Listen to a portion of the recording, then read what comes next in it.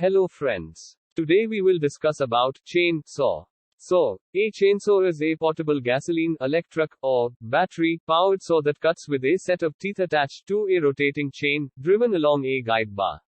It is used in activities such as tree felling, limbing, bucking, pruning, cutting fire breaks in wildland fire suppression, and harvesting of firewood. These are a specialty tool that have their own special hazards. Before you use, review it. Before operations. Always review operator instructions before you use a chainsaw. Wear snug-fitting clothing, don't wear any jewelry. Be sure to wear earplugs, especially if you plan to cut for a long period of time. Always check for defects in the saw. Replace all defective parts before operating the tool. Don't use a saw with a dull blade. Check the item to be cut for nails, wire, and any other metal embedded items. Before cutting, plan a path of retreat.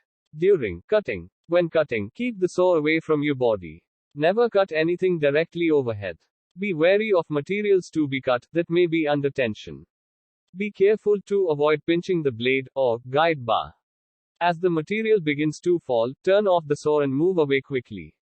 Watch for a rebound. After cutting, allow the saw to cool before refueling.